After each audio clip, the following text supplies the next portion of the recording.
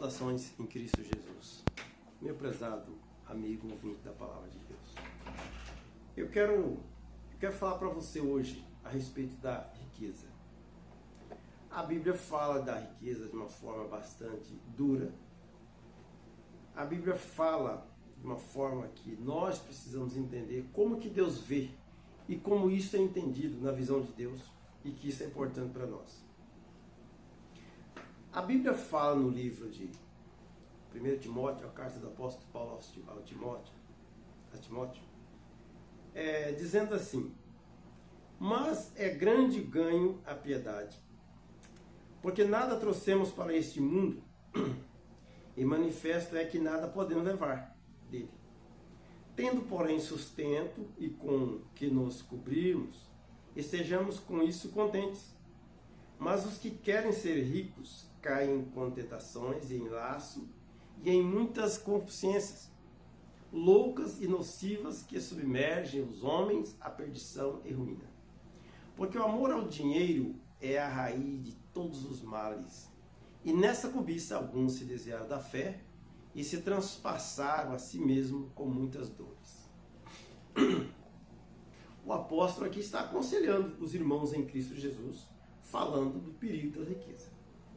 Agora, eu vou dizer para você, a Bíblia não diz que a riqueza é má. Não, a riqueza é bênçãos, é bem de Deus. A Bíblia fala de homens ricos. Abraão era rico. Jó era um homem rico. Acontece que a riqueza, o problema não é a riqueza. O problema é a forma com que se ganha a riqueza e o que se faz da riqueza. A Bíblia diz: contanto que comer e vestir, fica contente com isso. Na verdade, todas as vezes que o homem começa a acumular, ele começa a desviar do foco. Porque todas essas coisas têm um propósito: abastecer, sustentar e dar alegria e felicidade às pessoas. Mas o que sabemos é que a riqueza tem se tornado um problema. Eu resolvi falar sobre essa questão, porque diante do que nós estamos vivendo no nosso país, se não no mundo, as guerras, os conflitos, todas as tragédias hoje que acontecem, a violência, está por detrás disso tudo: dinheiro, riqueza, lucro, montante. Por essa razão eu resolvi falar sobre isso. Nós não precisamos falar, mas o nosso país em si está bombardeado, milhões e bilhões e bilhões. A pergunta é: por que tanto dinheiro? Primeiro, devemos entender o seguinte: como uma pessoa pode acumular tanto de forma justa? Eu não consigo entender como uma pessoa junta bilhões de forma justa.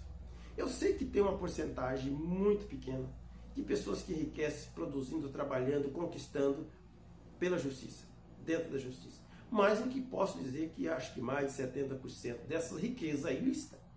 E isso é comprovado. Bem, a Bíblia diz assim, que o amor ao dinheiro não é o dinheiro que é a raiz do mal. O amor ao dinheiro. Nós vemos a pessoa que já está no fim da vida, que não tem como, não tem mais juntar, mas ele está com aquela angústia, aquela ganância pelo dinheiro. Isso é condenável. Então, quando nós vemos isso, a pergunta é: por que as pessoas querem tanto dinheiro, enriquecer e mais riquezas? Isto se torna um problema. Nós temos que ver que Deus está acompanhando tudo isso. E da forma que estamos ganhando, a receita divina está computando todas essas coisas. Como pode as pessoas juntar tanto? De que forma? Dentro da justiça. Ora, Deus está vendo tudo. Eu vou mostrar para você alguns pontos bíblicos para nós podermos aqui embasar o nosso tema de hoje. Aqui eu tenho Isaías capítulo 5.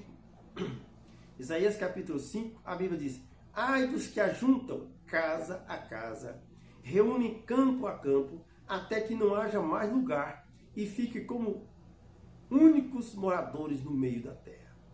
Aos meus ouvidos disse o Senhor dos Exércitos: em verdade que muitas casas ficaram desertas e até as grandes e excelentes sem moradores. Isso aqui se cumpriu nos dias de Israel, durante as batalhas, quando o povo de Israel foi levado, retirado da sua terra para a Babilônia. Perdiam-se as guerras, 70 anos, deixaram suas mansões, suas casas, seus tesouros, sua riqueza. É bom lembrar que as famílias dos recabitas ficaram porque nada tinha. Isso você vai ver de acordo com a Bíblia. Esse povo vivia de tenda, e eles eram um povo que tinha a promessa de não construir, não fazer grandes moradas. Ai dos que ajuntam casas e casas, reúnem campos e campos, que não haja mais campos, até que não haja mais lugar, e fique como os únicos moradores no meio da terra. Aos meus ouvidos, disse o Senhor dos Exércitos, em verdade que muitas casas ficarão sem moradores. Podemos ver que o homem, ele trabalha pensando só em acumular. Mas a pergunta é, vai acumular até quando e para quem? É uma doença, é algo que o ser humano ele perdeu a noção. E a gente vê pessoas que ele não pensa em outra coisa a não ser mais e mais. Eu não conheço, podemos dizer, eu já conheci pessoas ricas que eu vi os dias dele terminando e ele só pensava em ganhar mais e mais e mais. Mas quando se fala de Deus e da ressurreição, para ele é coisa estranha. Ele não consegue sair da conexão deste mundo. Para ele é só o acúmulo. No livro de Mateus, capítulo 6, versículos 19 e 21, Jesus fala aqui de uma forma bastante profunda. Mateus, capítulo 6, versículo 19, versículo 21. Mateus 6, livro de Mateus, capítulo 6, versículo 19. O que Jesus disse aqui? Jesus disse bem assim.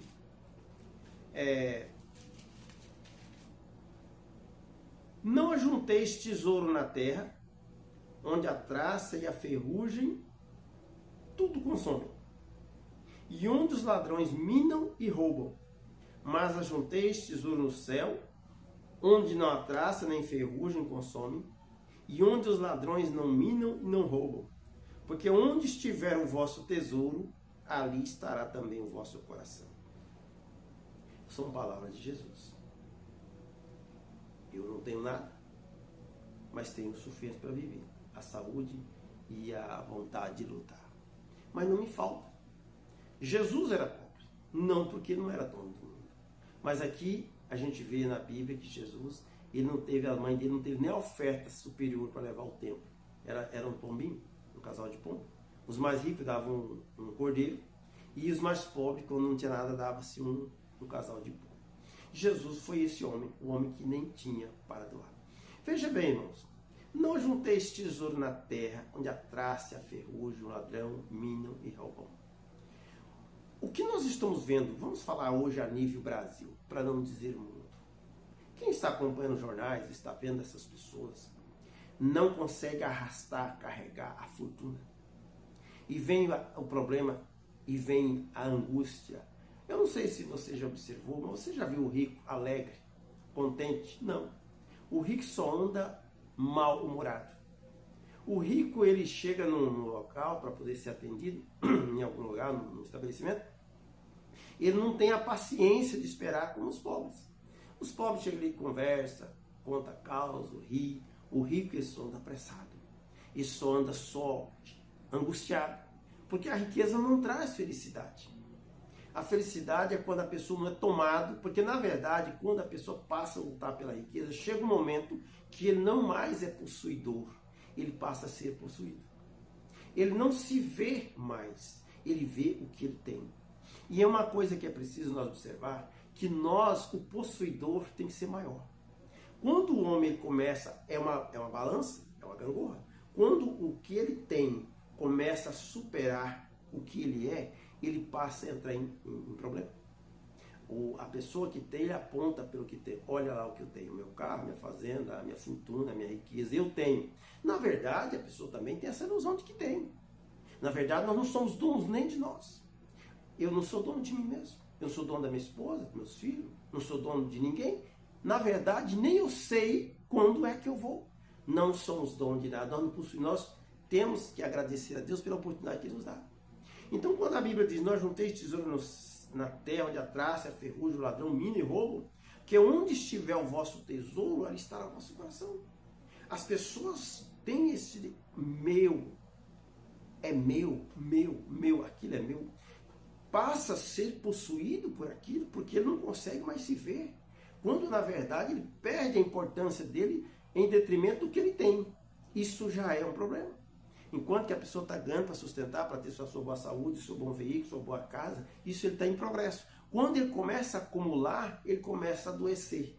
Ele começa a entrar em paranoia. Então, quando a Bíblia diz, não ajunteis tesouro na terra, onde a traça, o ladrão, mina e roubo, porque onde estiver o vosso tesouro, ali estará o vosso coração. Quando a pessoa ele começa a acumular, só pensar em acumular, em ter mais, ele esquece de que existe um tesouro maior. A Bíblia fala para que nós olhamos para cima de onde virá a nossa recompensa, a nossa salvação. Aquele que veio para nos dar vida e vida com abundância.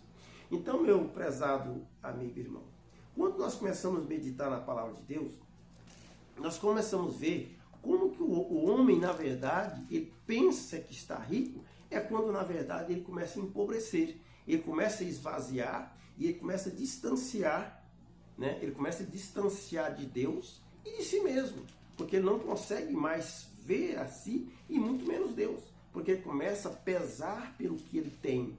Eu tenho. É meu, na verdade, quando nem dele ele é dono. Tem mais um texto bíblico aqui no livro de Tiago, capítulo 6, que eu quero trazer para você. Tiago, capítulo 1, capítulo 5, do versículo 1 em diante, diz assim: Eia, pois, agora, vós ricos, chorai e planteai por vossas misérias, que sobre vós hão de vir. As vossas riquezas estão apodrecidas, e as vossas vestes estão comidas de traço, o vosso ouro e a vossa prata se enferrujaram, e a sua ferrugem dará testemunho contra vós, e comerá como fogo a vossa carne, entesouraste para os últimos dias. Esse é o salário dos trabalhadores que ceifaram as vossas terras, e que por vós foi diminuídos, clama ao Senhor dos que ceifaram e entraram nos ouvidos dos seus exércitos. E agora, vós ricos opressores, o rico opressor, porque não é pecado ser rico, riqueza é bênção, mas a Bíblia fala do opressor.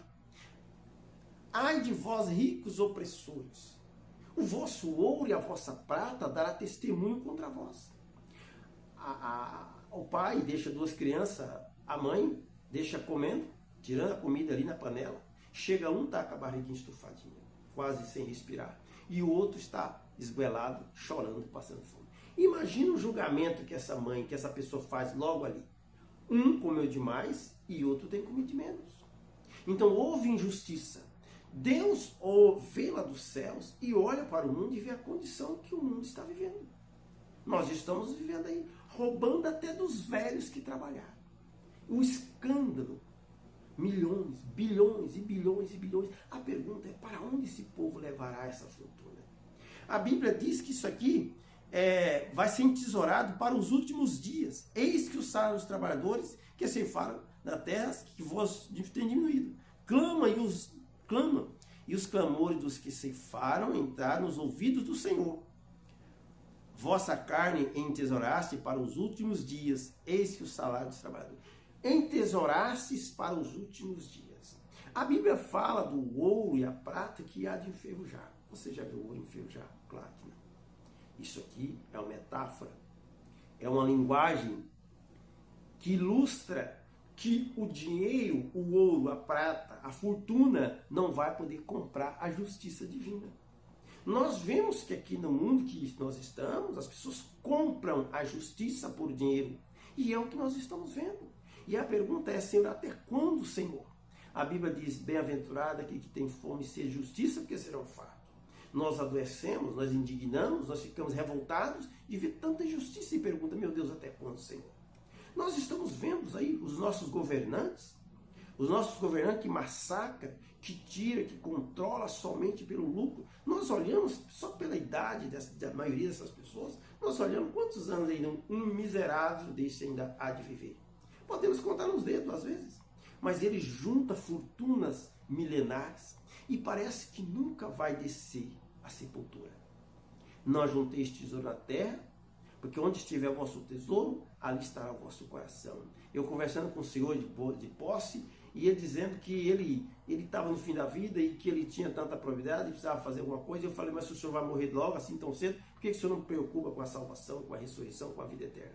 E ele disse assim, olha, eu sou católico, mas eu não acredito na ressurreição. Eu falei, então o senhor está morto.